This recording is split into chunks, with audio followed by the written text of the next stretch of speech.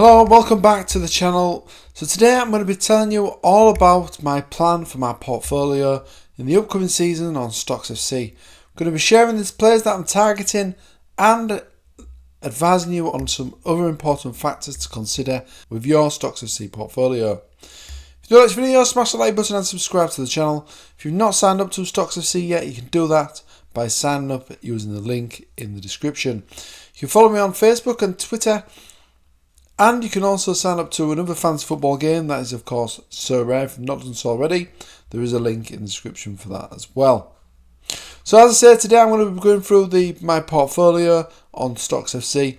Well, more the players that I'm targeting in terms of my Stocks FC portfolio and the allocation of money that I'm going to be spending on those players. So if you just go over to the portfolio page, this is my portfolio of players at the moment, which I'm going to be holding on throughout the season. You can see I've got a number of shares in some of these players as well. Now I'm going to be aiming for a budget of around £700 for all these players in my Stocks FC portfolio. That is the target cost that I'm going to have just to try out the platform. It's only the first season, of course. I'm just going to see how it goes in the first season, then decide what to do from there. But it's always a good idea to have a plan on Stocks FC. And a plan, especially when you're dealing with things like stocks and shares. And it's no different for this format of platform as well on Stocks FC, where I'm going to be looking to allocate a certain percentage of my overall portfolio balance, which is going to be £700, where I'm going to be spending that money and how much I'm going to be spending on each player. Now, you would have seen some of these IPO ratings that I've done and reviews that I've done on this channel already for some of the players that have been launched onto Stocks FC. And then I've been giving them a rating, a matrix rating, which is of course the suitability to scoring matrix based on last season's stats. I've also been giving her an overall Stocks FC rating. So this rating takes of course into account the rating in terms of the matrix suitability, but also takes into account their age, the club they play for, also their nationality if they've got international utility, and if they've got European club football coming up next season as well. These are important factors, especially the matrix suitability. I'd say that's the most important factor. Age is quite a good factor as well. Not that I really look at buying young players, I think they're good now, so they could maybe be good for the next 10 years. I don't really think like that. You never know what's going to happen in terms of a footballer's career.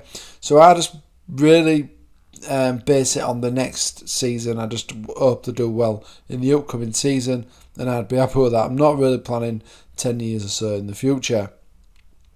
But young players are still good to have in your portfolio because a lot of players do like to buy young players. So they might be quite easy to shift, or they might go up in price easier, more easy than older players would do. So that is another important factor. Obviously, the European club football is also a really important factor, especially when you're thinking about team of the week and team of the month, and of course team of the season. Because the more games they get, that total is going to keep tallying up, of course, for the team of the season, but also for the team of the week, if they have the Premier League game and then they have a European game midweek. That's obviously going to give them a big advantage over the rest of the players in the pool. Same goes with the monthly prize as well.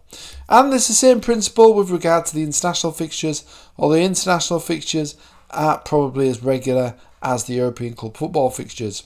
So my main priority is buying players that have got good matrix suitability first of all.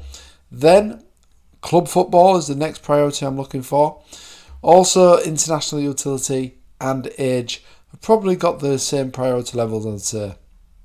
So what I've done is I've looked at all the players in the Premier League currently and looked at who I'm looking to buy and working out an allocation for each player based on this Stocks FC rating.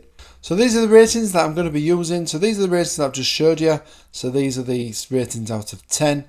And this is what that rating could potentially represent. But this was just more for the slides that I did on the IPO reviews that I've done. I've then also got a percentage here of the portfolio that I'm going to be allocated based on the rating that the player is getting, based on all the good trends that they've got for the upcoming season. As you can see, for the top one it's going to be 6%, and that is going to be the best of the best player really. They're probably going to be young, they're going to have European football, they're going to be an international, and they're also going to have fantastic matrix suitability as well. They'll get the top allocation, which will be 6%. Then got 5% for the 9 rated, 4% for the 8, 3% for the 7, and so on and so on. And ideally, I am looking for players that are at 5 or above in terms of the overall rating. Don't really want looking any lower than this. And for forwards and attackers, I am more than likely wanting to look at players that are 7 or above in terms of the rating here.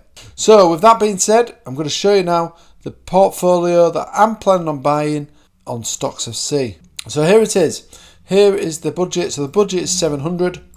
We've got the total here. So this is the total percent here now, guys, of this percentage box here. So of course, I've put these percentages in from my calculations here and put the percentage in this box. So I can see how much percent I'm going to have in terms of the portfolio. Because obviously once that reaches 100, I know that I've got my full allocation allocated to some players on Stocks FC. So this is my list of players then. So let's just filter this to defenders first of all. Goalkeepers, sorry. So goalkeepers, just filter this.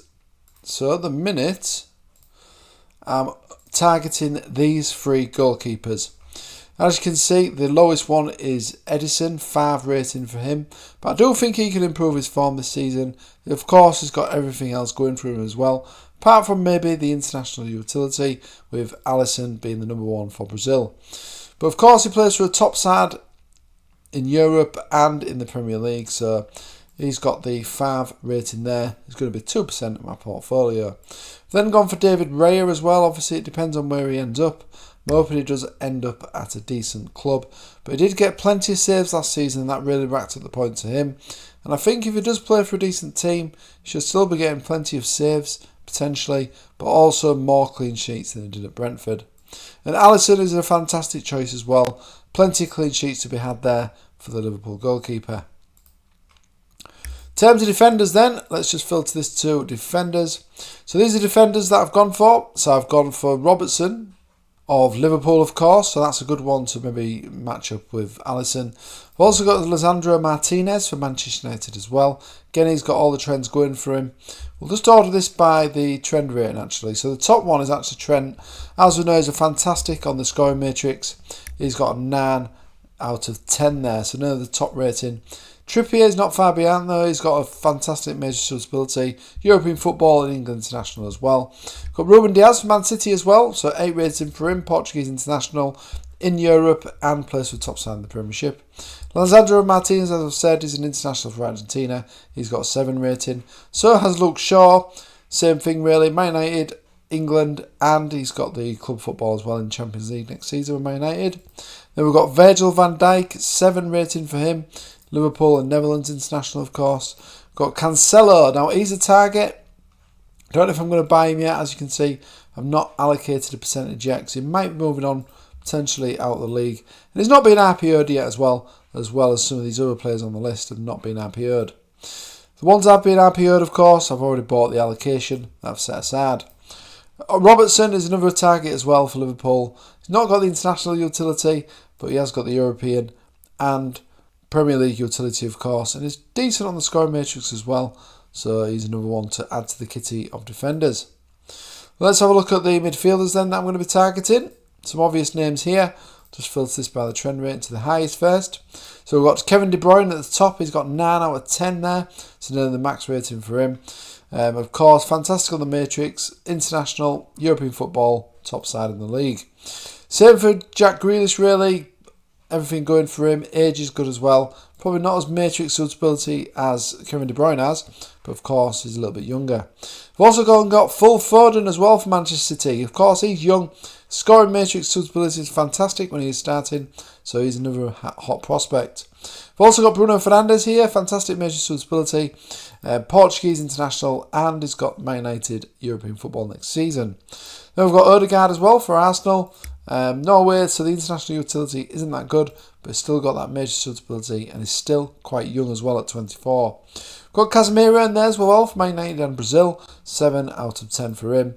Then I've got McAllister for Liverpool now, which was signed for them. His course, an international with Argentina, 7 out of 10 for him.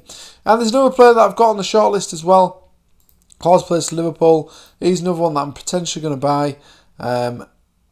If he is going to be a starter for Liverpool, which I think he should be. Of course, he's not got really good international utility, but apart from that, he's got everything else going for him. He's young, plays for a top side, and European football next season. Of course, he's not been RPO'd yet, but he's one that I've got my eye on. And forwards then. So these are the forwards that I've gone for. I'll filter this to top to last. So top of the pile, I've got 10 out of 10 here for Saka. He's young, major suitability really good. Plays for Arsenal, good side in the league as well, and got club football next season as well, of course, in terms of the European fixtures. And of course, got international utility. Similar story really for Jesus. Good side, still fairly young. Brazil international, 10 out of 10 for him. Erling Haaland, another fantastic option here. He's got 9 out of 10. Now, of course, he's got fantastic major suitability. He's young, he's got European football, and he's got club football, Man City. The only problem let down for him was the international there. If he was in England or Brazil or another top side in the international stage, if he's an international for a top side, he of course would have been 10 out of 10. Marcus Rashford is another good option. He's only 25, Man United, club football next season, and international for England, 9 out of 10 for him. And then we've got Harry Kane. Now, I don't know if he's going to be moving on to Bayern. I'm hoping he doesn't. I'm hoping he stays because I have, of course, bought my allocation of him, which is 4% of my 700 budget. Then we've got Mohamed Salah for Liverpool. Egypt is, of course, a little bit of a letdown there for Mohamed Salah, although in some qualifying games, they probably could still beat most of the opposition in the region that they qualify in. So 8 out of 10 for him. Martinelli, young player. Not really a first teamer for Brazil yet, so he's not always in the first starting lineup. So that's let us down his rating a little bit here. We've also got Callum Wilson as potential target, and Alexander Isaac as well. So all these players, the ones that I've rated anyway, do add up to the overall 98%. So I've got 2% spare to buy a couple of these players, and of course, one of these players may potentially move on or something like that, and that would potentially take them off my list. That would free a bit of funds in the overall kitty there. But I'm going to stick with these players, keep an eye on the form, of course, maybe try and sell them at the right time if need be. But my plan, hopefully, is to hold on to all these players for the full season of Stocks FC, pick up some dividends, see how I get on, and then reassess next season. So that was my portfolio shared, guys, and my strategy and plan for the upcoming season on Stocks FC. If you like this video, smash the like button and subscribe to the channel. If you've not signed up to Stocks FC yet, you can of course do that using the link in the description below. Follow me on Facebook and Twitter, and thanks for watching as always, and I'll see you again soon.